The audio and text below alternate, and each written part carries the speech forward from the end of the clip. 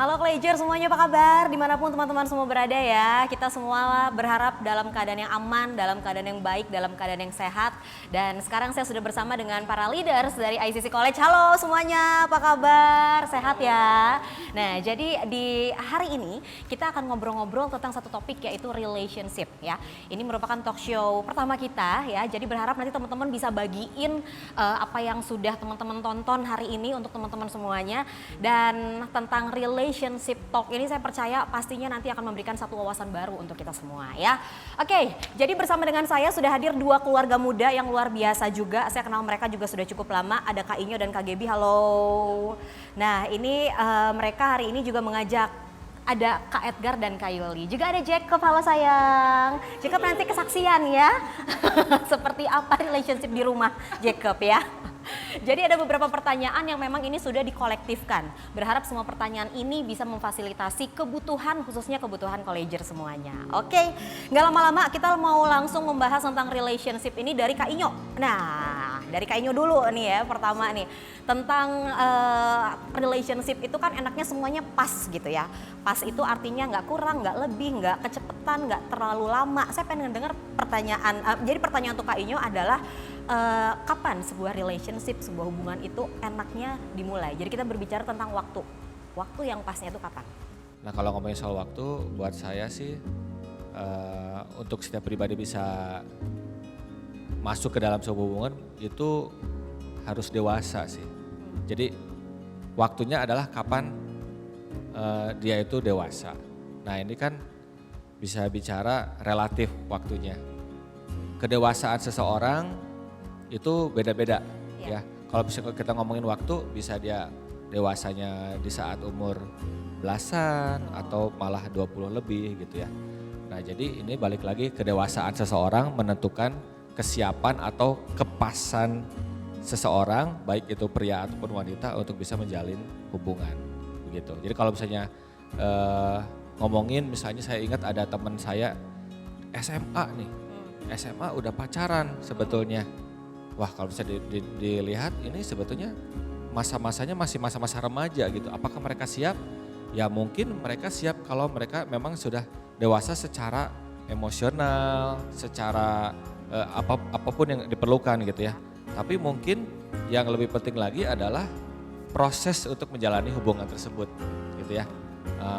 Jadi waktu itu nggak hanya kepasan sebuah waktu untuk menjalani hubungan itu tidak menentukan apakah proses berikutnya itu apakah bisa berjalan dengan baik atau enggak.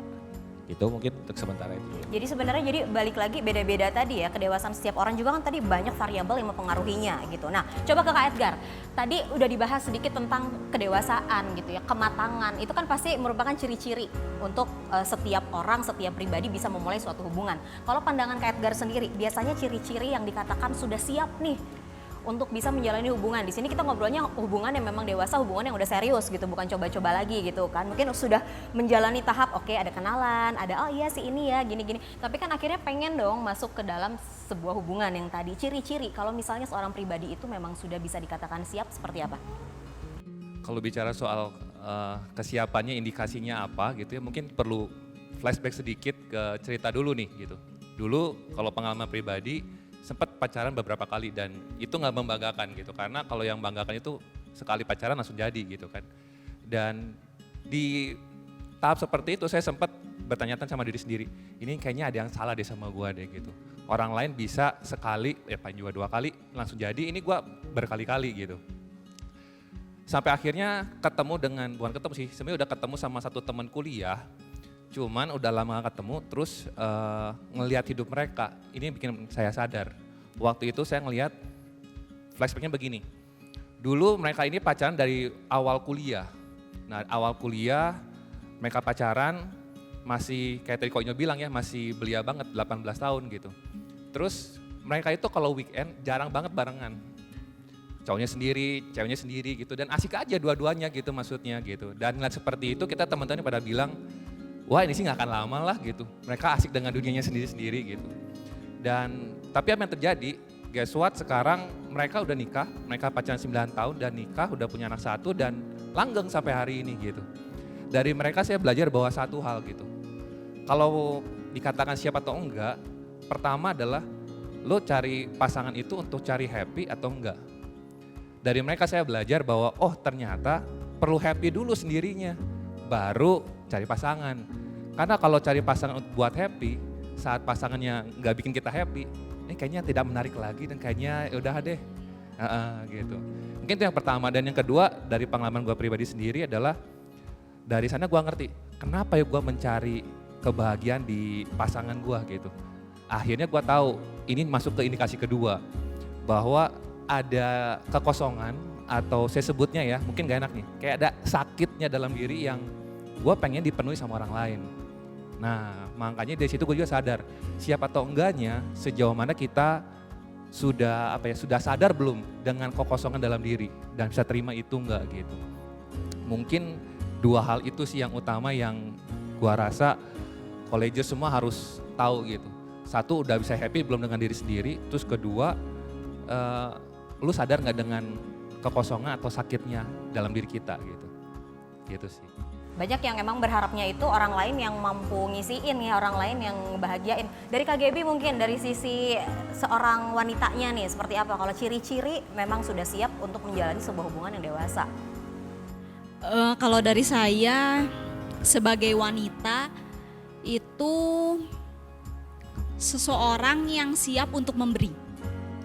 Kenapa? Karena kalau seandainya kita di dalam sebuah hubungan pada akhirnya kita nuntut nggak jelas, kenapa sih kok kamu nggak WhatsAppin saya, kenapa kok kamu nggak teleponin saya, kok kamu nggak nanyain aku sih, aku belum makan kok dan lain sebagainya gitu. Aku aja yang mau dipenuhin tadi ya. Nah hal seperti itu yang mungkin menjadikan suatu relationship jadinya nggak sehat ya, jadinya tentang kita gitu. Karena padahal sebenarnya kalau kita mau berjalan ke dalam sebuah relationship itu kan bukan tentang kita, tapi kan bukan tentang saya, tapi tentang kita berdua yang menjalani. Kok berduanya sama Uli sih, sama ini salah. Salah tuh Bu, sono. Kita berdua yang menjalani suatu hubungan gitu. Jadi I think kapan kita sebagai wanita, karena mungkin yang lebih banyak untuk haus, dalam tanda kutip haus untuk ditanya, diperhatikan, itu kan lebih banyak biasanya mungkin cewek ya. Nah jadi mungkin memang kita harus siap untuk memberi gitu, karena memang kalau udah masuk ke dalam sebuah relationship kita nggak bisa kita doang, tapi kita jalan bersama gitu. Oke, berarti ini kan kaitannya dengan nggak bisa kita doang, nggak bisa dianya doang, harus seimbang gitu kan. Jadi saya langsung lanjut aja ke pertanyaan selanjutnya, gimana caranya nih kalau menurut Kak Gaby untuk mencari ya tadi partner yang seimbang? Oke. Nah, gimana? Ini sebuah pertanyaan yang selalu menjadi pertanyaan favorit yang selalu sering dibahas gitu. Yang pertama, kita harus tahu dulu kita itu pengennya pasangannya yang seperti apa. Karena banyak orang yang pada waktu dia masuk ke dalam sebuah relationship, dia itu gak tahu sebenarnya dia tuh cari pasangan yang seperti apa. Ya yang ada depan mata, oh kayaknya nih orang perhatian nih sama kita gitu ya, ya oke aja gitu. Jadi memang kitanya harus tahu dulu kita ini mau punya pasangan yang seperti apa. Nah pasangan seperti apa, jadi kalau saya biasanya mengencourage teman-teman collegers ini untuk buat list. Oh saya mau pasangan yang ini, yang misalnya pertama ya, yang tinggi, misalnya fisik dulu nih biasanya kan, tinggi, cakep atau apa gitu. Tapi kalau saya pada waktu saya memilih koinyo cie.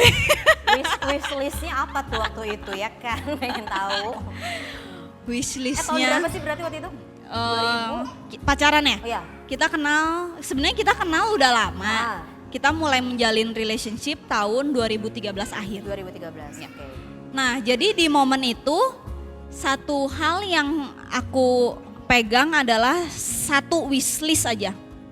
Adalah aku pengen orang yang takut akan Tuhan. Itu aja.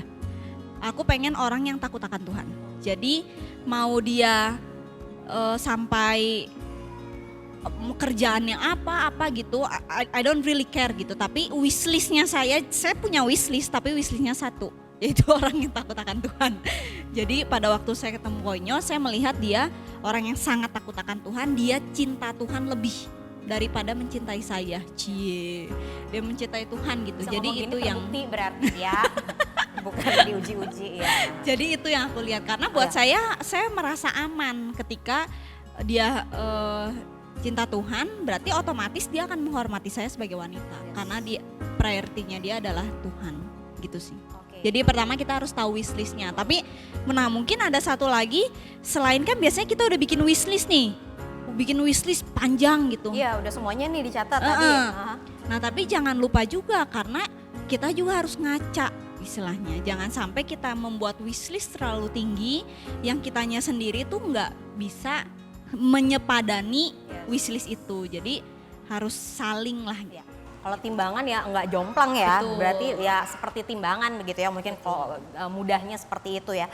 Oke, jadi tapi ngomong-ngomong itu pertanyaan yang sering berarti teman-teman ya sebagai leaders gitu banyak dicurhatin hal seperti itu sebenarnya. Gimana sih Kak untuk cari cowok, cari cewek seperti apa, seperti itu ya biasanya ya. Oke, jadi itu sebenarnya faktor-faktor yang memang harus teman-teman perhatikan juga, faktor yang penting dalam menjalani suatu hubungan. Nah, saya mau nanyanya ke Kak Edgar deh ya, ini mewakili Ibu. Pasti udah briefing juga kan ya. Kalau menurut kalian berdua ya, jadi ini mewakili lah jawabannya. Faktor paling penting dalam menjalani sebuah hubungan sebelum mereka masuk dalam hubungan, apa yang harus dipikirkan dulu secara matang? Sebelum atau di dalam hubungan nih? Udah start lah, jadi udah Start mulai ya? ya udah mulai di dalam hubungan, udah mulai nih. Kalau menurut kita sih yang paling penting, ya pasti yang paling utama adalah Tuhan lah ya. Tapi setelah Tuhan yang paling penting adalah komunikasi sih.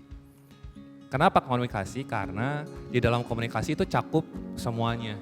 Luas ya? Luas. Banget. Kalau kita benar-benar komunikasi nih ya, yang namanya komunikasi kan bukan hanya sekedar ngobrol cerita, tapi bicara dari hati ke hati.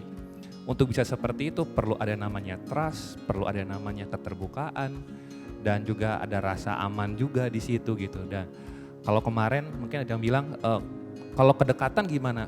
Jarak gitu ya, jarak fisik gitu. Tapi kalau kita lihat kan bisa kita lihat nih dari yang udah punya hubungan cukup lama, yang sudah menikah aja misalnya, ada yang masih bisa serumah, masih seranjang mungkin, tapi hatinya udah jauh gitu. Jadi yang paling penting adalah komunikasi sebenarnya gitu. Dan itu yang paling challenging sebenarnya. Kita pun sampai hari ini masih terus belajar soal komunikasi gitu. Karena komunikasi dari hati ke hati itu perlu benar-benar ada sebuah ada sebuah percakapan yang dimana gak ada batas, gak ada filter. Kalau kita mau ngomong gak perlu, mikir dulu bentar gimana ya supaya dia bisa nerima. Nah itu berarti belum komunikasi itu. Nebak-nebak gitu ya jadinya. Masih nebak-nebak dan masih ngejaga banget perasaan. Oh oke. Tapi kalau kita benar-benar udah komunikasi dari hati ke hati, ya kita tumpahin aja, gue ngerasa gini loh, lu dengan sikap lu kayak gini, gue ngerasa gini nih. Oh gitu ya, nah itu jadinya kan dari hati ke hati gitu. Nah tapi kalau itu nggak ada, akhirnya cuma shallow aja ngomongnya gitu. Dan akhirnya mungkin sering ngobrol, mungkin punya quality time barengnya banyak, tapi nggak benar-benar dekat. Gitu. Quantity time-nya ada tapi mungkin tidak berkualitas ya karena tadi ya udahlah. Kadang-kadang kata-kata ya udahlah itu bisa meledak loh suatu hari. Pengalaman. Dari Kak Inyo gimana sih kalau misalnya dalam suatu hubungan gitu, selain komunikasi, ada pandangan lain nggak sih yang memang penting untuk dipikirkan? Selain komunikasi saya setuju sama Edgar. Saya menangkap ada beberapa kata yang bagus. Tadi ada rasa aman, keterbukaan. Nah, hal-hal ini memang dibukanya pintunya itu memang dari komunikasi. Ya, jadi memang belajar komunikasi di tengah-tengah hubungan memang penting sekali. Selain itu menurut saya adalah kesepakatan. Ya, jadi saya ingat nggak tahu alamat ayatnya, tapi berjalankah dua orang bersama-sama kalau dia belum berjanji. Nah artinya di sini itu berjanji itu tidak hanya dalam satu hal saja, tapi dalam banyak hal ketika mereka berjalan menjalani kehidupan mereka berdua kan. Ya karena kan mereka prosesnya dalam pacaran kan pasti tujuannya menikah, betul. Apalagi menikah untuk tujuannya memang sampai maut memisahkan lah ya gitu ya. Nah jadi kesepakatan ini sangat penting dan dibangun juga sama lewat komunikasi. Nah kesepakatan ini apakah dari dalam hal nilai-nilai kehidupan. Ini kan diproses terus nih selama berjalannya berhubungan ini sama enggak nilainya, sama enggak pegangannya. Kalau misalnya kita sebagai anak Tuhan tentu pegangan kita firman Tuhan, sama enggak gitu ya. Terus visinya sama enggak, ya kan? Tadi walaupun mungkin dua pribadi yang berbeda, tapi ini disatukan gitu. Nah ini penyelarasan ini tadi, kesepakatan yang diselaraskan gitu, itu sangat penting. Paling itu. Oke, jadi tadi udah sempat disinggung juga sama Kak Inyo yaitu tentang nilai kehidupan gitu ya. Dimana kita tahu generasi sekarang sudah jauh berbeda dengan generasi-generasi yang dulu gitu ya. Yang baby boomers ya, kita-kita ini gitu dibandingkan dengan Gen X, Y, Z. Itu banyak sekali perubahan gitu kan dari mulai perkenalannya seperti apa sampai menjalani sebuah hubungan. Jadi sekarang kita akan membahas tentang relationship yang kaitannya dengan kekudusan ya. Seberapa penting pasti penting, tapi ini akan kita bahas gitu dari sisi mereka para leaders di ICC College. Kalau menurut